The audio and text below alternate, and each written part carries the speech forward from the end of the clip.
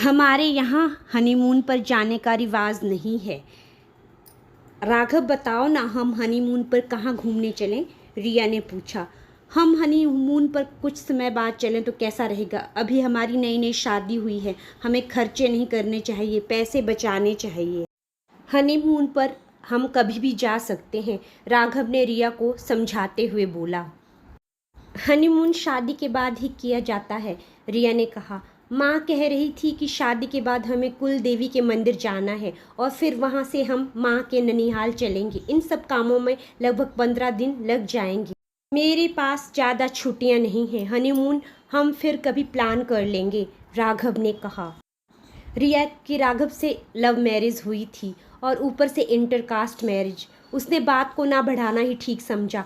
बहू, कल हम बनारस जा रहे हैं, अच्छे से पैकिंग कर लेना। अच्छी भारी वाली साड़ी और शादी का जोड़ा जरूर से रख लेना, सासू माँ ने समझाते हुए कहा। तेरी पैकिंग हो जाए तो मुझे बता देना, मैं आकर देखूंगी, रिया की सास ने बोला। रिया ने पैकिंग कर ली, तभी उसकी खास सहेली मेघा का फ़ोन आया। जब उसने सारी बात सुनी तो बोली, तू फिक्र क्यों करती है? बनारस से कुछ किलोमीटर दूर ही एक सुंदर सा रिजॉर्ट है, तू राघव से कहकर बुकिंग करा ले। 3-4 दिन तुम दोनों अपना हनीमून वहीं मना सकते हो। आने जाने का समय और खर्चा भी बच जाएगा। बहुत ही सुंदर शांत जगह है। मेघा की बात सुनकर रिया खुश हो गई। तभी अचानक से सासू जी कमरे में आईं और बोली, बता दे क्या क्या रखा है? रिया एकदम से सकपका गई। मतलब? रिया ने पूछा। सासू जी ने उसकी बात अनसुनी करते हुए उसकी अटैची खोली। हे राम, यह सलवार सूट क्यों रख ली है? और यह मैक्सी? हमारे यहाँ सिर्फ और सिर्फ साड़ी पहनते हैं। कमरे से बाहर बिना साड़ी के नहीं निकलना है। और सर पर पल्ला क्यों नहीं है? हमारे यहाँ हमेशा बड़ों के सामने सिर पर पल्लू रखना होता है। ऐसा कहकर सासू जी ने अटैची से साड़ी के अलावा बाकी सब सामान बाहर निकाल दिया। रिया ने कहा, माँ जी मैं सोच रही थी बनारस में सबसे मिलने के बाद हम दोनों कुछ दिनों के लिए वहीं पास घूमने चले जाएं। क्या घूमने? मतलब क्यों? सासू जी ने गुस्से से पूछा। जी वो हनीमून पर, रिया ने धीरे से बोला। हनीमून पर? बहू, तुझे राघव ने बताया नहीं कि हमारे यहाँ हनीमून पर जाने का रिवाज नहीं है? हनीमून पर जाने का रिवाज? रिया यह सुनकर हंस पड़ी। उसे लगा उसकी सास शायद मजाक कर रही है। देख, तुझे हमारे यहाँ के रीति रिवाजों को तो मानना ही पड़ेगा। जब मेरी शादी हुई थी तो मैं अपने सास ससुर के पास उनकी सेवा करने के लिए ही रुक गई थी। हम दोनों पहली बार तब घूमने गए थे जब राघव और मयंक दोनों बहुत छोटे थे। पर माँ जी, अब तो हनीमून पर सभी जाते हैं, रिया ने कहा। देख बहू, सब जाते हैं, उससे मुझे कोई मतलब नहीं है। हमारे यहाँ हनीमून पर जाने का रिवाज नहीं है। तुम्हारी कास्ट में जाते होंगे। अब इस घर की बहू हो तुम, तुम्हें यहाँ के कायदे कानूनों को मानना ही पड़ेगा, सासू माँ ने सख्ती से कहा।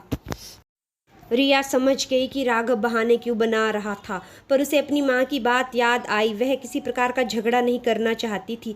चुपचाप सासू माँ के कहे अनुसार साड़ियाँ रखने लगी। अगले ही दिन राघव, रिया, सासू जी, ससुर जी और देवर पंचन कार से कुलदेवी के मंदिर रवाना हो गए। सासू माँ पीछे की सीट पर राघव और रिया के बीच में बैठी थी। आगे की सीट पर ससुर जी और देवर का चला रहा था। माँ जी, आपको शायद बैठने में परेशानी हो रही हो, आप मेरी खिड़की वाली जगह पर बैठ जाइए, रिया ने धीरे से बोला। नहीं, तुम्हारे पापा जी यानी ससुर जी को अच्छा नहीं लगेगा कि तुम दोनों साथ साथ में बैठे हो, सासू माँ ने आंखें दिखाते हुए धीरे से कहा। अपने पति से बात भी नहीं कर सकती, सोच कर रिया रुआंसी हो गई। थोड़ी देर बाद उसने सासू माँ से थोड़ा हल्का फुल्का हंसी मजाक करने की कोशिश की, पर सासू माँ का रूखा व्यवहार देखकर चुप हो गई। उसने अपने सपने में भी ऐसी परिस्थितियों की कल्पना भी नहीं की थी। शाम होने वाली थी। भूख के मारे रिया की जान निकली जा रही थी, पर सफ़र से पहले ही सासू जी समझ गई थी कि तब तक कुलदेवी के दर्शन नहीं कर लेते हम कुछ खा नहीं सकते। कुलदेवी का मंदिर बहुत ही छोटा सा एक शांत जगह पर नदी के किनारे था। ऐसा लग रहा था मानो बनारस की घाट पर पहुंच गए हैं। वहाँ की शांति व खूबसूरती देखकर रिया खुश हो गई। राघव से बात करना चाहती थी, पर वो तो जैसे उससे नज़रें चुरा रहा था। वह अपने पिता और भाई के साथ ही रह रहा था। वहाँ के पंडित सास ससुर के जानकार थे। सासू माँ, देवर, ससुर जी और पंडित जी पास बैठ के। रिया भी आने लगी तो सासू माँ ने कहा, तुम बाहर जाकर बैठो, हम कुछ बातें करते आते हैं। रिया को बड़ा आश्चर्य हुआ कि उसको बाहर भेजा जा रहा है। वह अकेली मंदिर की सीढ़ियाँ उतरते हुए नदी किनारे घाट पर आ गई। ठंडी ठंडी हवा चल रही थी। नदी की लहरें घाट से टकरा रही थी। सूरज अस्त हो रहा था। आसमान नारंगी लाल रंग से नहाया हुआ था। बहुत ही शांतिपूर्ण वातावरण था, पर ना जाने क्यों रिया के मन में बहुत उदासी थी। वह बहुत ही तन्हा महसूस कर रही थी। उसे लग रहा था जैसे राघव उसके साथ होकर भी उसके साथ नहीं है। तभी उसने घाट पर कबूतरों का झुंड देखा। कबूतर दाने खा रहे थे। रिया लगभग दौड़ती हुई वहां गई। सभी कबूतर फड़फड़ाकर उड़ने लगे। रिया ने अपने दोनों हाथ उठाकर आसमान की ओर देखा और अपनी आंखें मूंद ली। रीति रिवाजों के नाम पर उसे बांध दिया था। सबसे ज़्यादा दुख उसे राघव से था। राघव से उसने लव मैरिज की थी, पर शादी के बाद वह अचानक से यूं बदल जाएगा सोचा भी नहीं था। नहीं नहीं, मुझे ऐसा नहीं सोचना है। रिया ने खुद को तसल्ली देने की कोशिश की। उसे याद आया कि जब एक इंटरकास्ट मैरिज की जाती है तो ऐसा ही होता है। उसका कितना मन था कि वह शादी के बाद राघव के साथ कहीं घूमने जाए, दोनों एक साथ समय बिताएं, ढेर सारी बातें करें। पर शादी के बाद से अब तक उसकी राघव से ठीक से बात भी नहीं हो पा रही थी। राघव ज़्यादा देर कमरे में रुकता भी नहीं था। अगर रुकता तो सासू माँ की आवाज़ आती, अरे राघव क्या कर रहा है। उसे किसी न किसी बहाने से बुला लेती। सासू ने रिया को समझाया, हमारे यहाँ पर सबके सामने पति से बात नहीं करते हैं और सास ससुर के सामने बैठते भी नहीं हैं, साथ में खाना भी नहीं खाते हैं। यह सब रिया को बहुत अजीब लग रहा था। राघव के मेरे भाई की पत्नी ने रिया से कहा, भाभी जी आप मेरे कमरे में आकर सो जाएं। मम्मी जी लोग दूसरे कमरे में सोएंगे और राघव भैया इनके साथ सो जाएंगे। रिया को बहुत आश्चर्य हुआ, पर वह कमरे में आ गई। अपना नाम पूछ सकती हूँ? रिया ने धीरे से पूछा। आशा, तुम मुझे आशा भाभी जी कह सकती हो। रिया ने कहा, मुझे चेंज करना है, और अपने सूटकेस से सलवार सूट निकालने लगी, जो कि उसने बाद में सासू माँ से छुपाकर अटैची में रख दिया था। रिया भाभी, अगर बुआ ने देख लिया तो बहुत नाराज़ होंगी। मैं आपको पहनने के लिए हल्की सी साड़ी दे देती हूँ और आप इसे पहन लीजिए। रिया ने पूछा, एक बात पूछूं आशा भाभी जी, क्या आप अपने हनीमून पर कहीं गई थी? हम शादी के कुछ महीनों बाद उनके एक दोस्त के यहाँ शादी में गए थे और वहीं से हम 2 दिन के लिए पास में ही माउंट आबू चले गए थे। तुम इसे हनीमून कह सकती हो। रिया को बहुत आश्चर्य हुआ। आशा भाभी समझ गई थी कि रिया के मन में क्या चल रहा है।